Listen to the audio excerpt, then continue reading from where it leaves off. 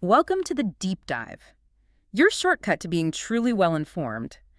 Today, we're unlocking quite a literary masterpiece, the Maqamat by Al-Hariri. Yes, it's a fascinating collection. Think intricate tales weaving together poetry, philosophy, and quite a bit of cunning. Right, all crafted to sort of hold a mirror to society during a pretty turbulent time. Exactly. And these aren't just simple stories, they're a unique genre, aren't they? A blend of prose and poetry. Scholarly debate, clever trickery, Even pious sermons mixed with sharp satire. and all of it wrapped in this incredible ornamented style. But what exactly does that mean, ornamented style? Well, think incredibly dense, intricate prose. It's rich with rhetorical figures, loads of wordplay, poetic flourishes. The language itself almost becomes a character. Wow. Okay. And we'll be following two main figures. That's right. There's al-Harith ibn Hammam, who's our narrator, often curious, sometimes quite bewildered. And then the big one, Abu Zayd al-Saruji. Ah, yes, the enigmatic, endlessly eloquent trickster, a man of, well, 100 guises, really. So our mission today is to unpack these unique narratives.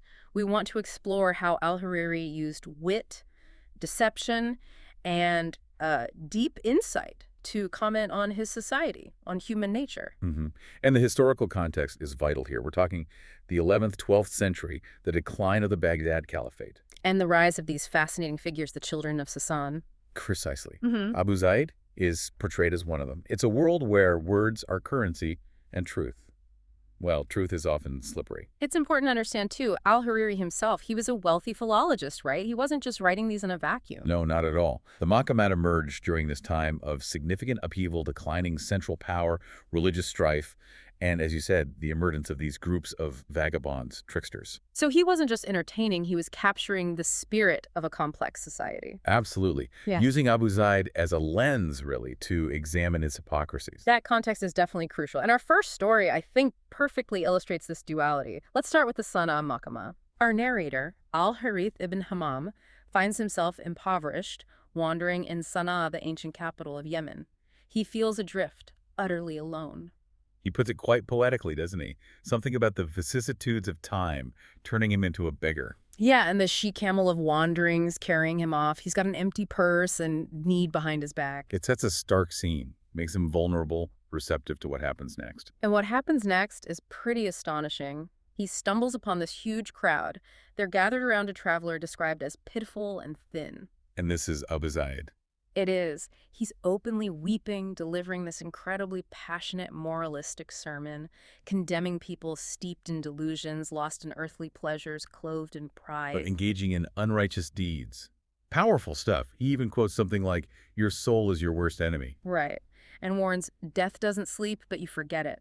He criticizes hoarding money, building luxurious homes instead of doing good. Valuing fine foods and wine more precious than holy scrolls. Yeah. He even accuses some people of preaching good while secretly, violating it. It's a masterclass in rhetoric, isn't it? Designed to stir guilt. Absolutely.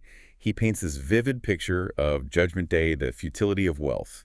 And invoking that saying about the soul gives his words huge weight. And the audience, completely captivated, emptying their pockets, filling Abu Zayd's bag. But al-Harith, ever the skeptic, He's intrigued. He secretly follows this ascetic. through a large cave. And there, he finds Abu Zayd feasting on white bread and hot roast, drinking wine from a huge jug with his students. It's a stunning reversal, a perfect reveal of the maqama genre's core paradox. Al-Harith's reaction says it all. Look, a good shell, but what's inside? Exactly. This immediately introduces the children of Sasan and their, let's say, opposition to a hypocritical society. Piety as a tool for survival. That is a truly stunning reversal, isn't it? It immediately makes you question performance versus sincerity. So what about Abu Zayd's justification? What does that tell us? It reveals everything, really. He's initially enraged, but then he calms down and delivers this verse that's basically his life's manifesto. For this, I put on the ascetic's garb to eat well after work. I set snares, caught prey, cast hooks, caught fish.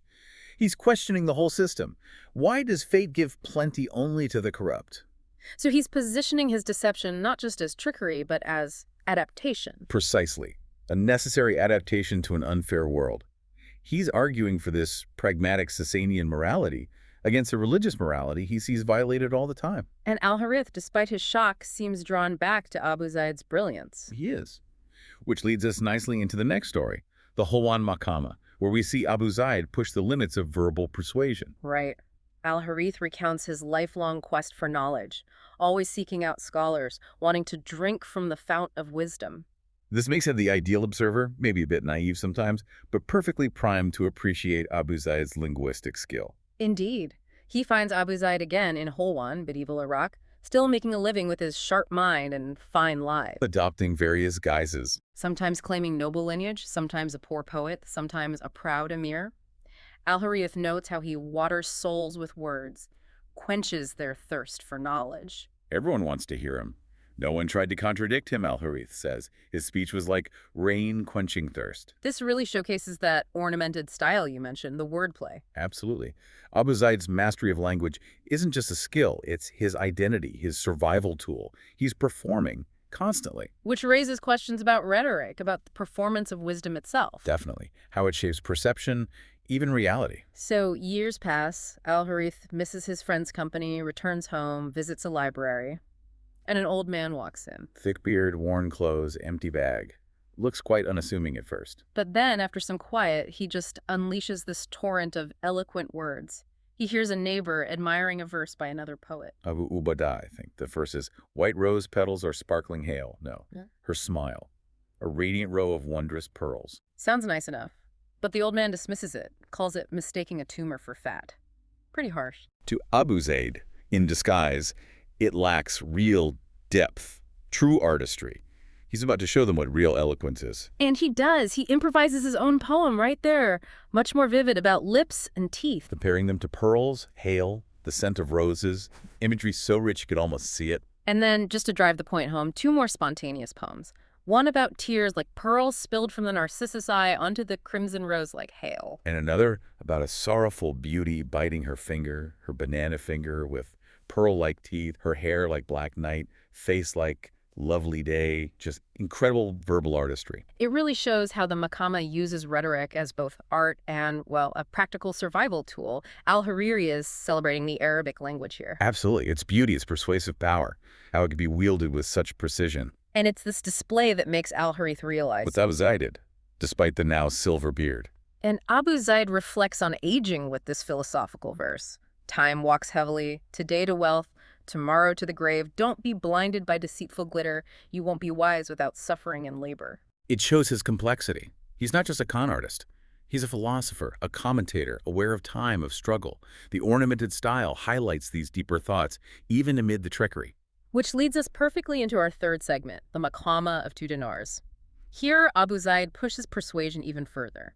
Right. Al-Harith meets him again, this time as a tattered, limping stranger among friends. Lamenting his utter destitution, lost wealth, how poverty turned his hair white, swearing he's forever bound to poverty. Another masterful performance of suffering, very eloquent laments about black woes and poverty whitening his temples, all designed to elicit sympathy and cash. But Al-Harith suspects something, thanks to the man's eloquence, so he tests him. He pulls out a golden dinar. And challenges him. Praise this coin in verse and you can have it. And Abu Zayd instantly delivers this powerful, effusive poem, praising the dinar as glorious, a pledge of victory, a shining star, a brother to the lonely. The very source of an emir's power. He even says, I swear by the Creator, if not for fear of great sin, I would say there is no other power in the world. The sheer verbal dexterity is just astonishing. He gives the coin almost divine power. It shows how deeply Al-Hariri understood wealth's role in society and how Abu Zayd can articulate its allure effortlessly. But then comes the truly remarkable twist. Al-Harith offers a second dinar. But this time, the challenge is to condemn the coin. And without missing a beat, Abu Zayd recites an equally brilliant, equally forceful poem, cursing the dinar. Calling it a deceiver and trickster, a two-faced hypocrite, the cause of anger, theft, torment, envy. He concludes, praise be to him who casts it aside without pity or fear, like a sage. The same man, praising and condemning with such conviction. What does this agility tell us about truth and deception? Well, this segment really dives deep into moral ambiguity, situational ethics.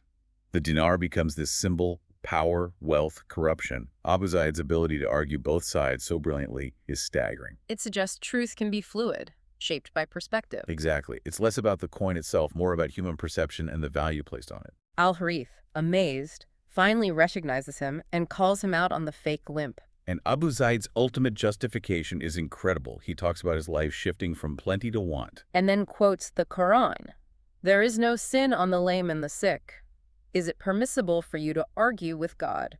He claims feigning lameness gives him relief to speak his cunning words, basically implying the world's injustice forces his hand. Using a religious text to justify ethically questionable actions. That's bold. It's profound. He's turning doctrine on its head to fit his needs. It raises huge questions about interpreting sacred texts, about how we rationalize behavior under pressure. It really underscores that battle between conventional morality and the pragmatic Sasanian code.